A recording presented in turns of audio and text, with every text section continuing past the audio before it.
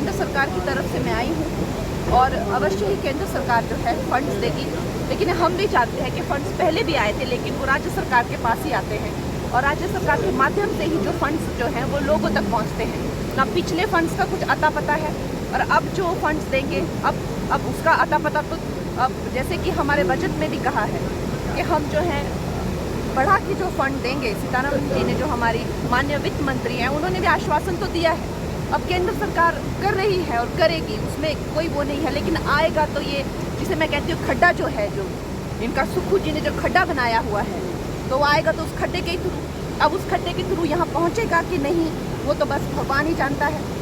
तो मैं हमेशा कहती हूँ जो हमारे जो इसका जो दुर्भाग्य हो गया है कि कैसे यहाँ पे कांग्रेस की सरकार अभी तो जब से ये आई है तब से दो इतने बड़े बड़े हमारे यहाँ पर जो है त्रासदियाँ हो गई हैं। और पिछली तो त्रासदी का भी मैंने संसद में जो मुद्दा उठाया था वहाँ से तो अभी विस्थापितों का भी कोई ठिकाना नहीं था। अब फिर से जो त्रासदी आई है मैं देख रही हूँ, लोग गाँव के लोग खुद जाके जो है सड़कें बना रही हैं और सुक्खू जी को जाके बताना चाहिए कि गाँव के लोग काम कर रहे हैं, इनके कहाँ है रेस्क्यू ऑपरेशन कहीं नहीं हो रहे हैं।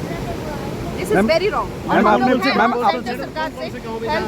मैम आपने मुआवजा को लेकर सवाल उठाया, आपने कई गांव के दौरे किए और लोगों की परेशानी जानी, लेकिन जो सरकार के मंत्री आते हैं वो कहते हैं कि हम उन योजनाओं पे काम कर रहे हैं जो कि नदी नालों के पास जो घर बने हैं उनको हटाएंगे, उन पर कार्रवाई करेंगे। आप किस तरीके से देखते हैं? जो भी विस्थापित है उनको सरकार का जो है वो फंडिंग रहती है, उनके लिए ज़मीन भी होती है और घर भी बनाए जाते हैं, निर्माण भी किए जाते हैं। लेकिन मुद्दा फिर से वही आता है कि ये होगा तो सब कुछ सीएम जी के थ्रू होगा ना।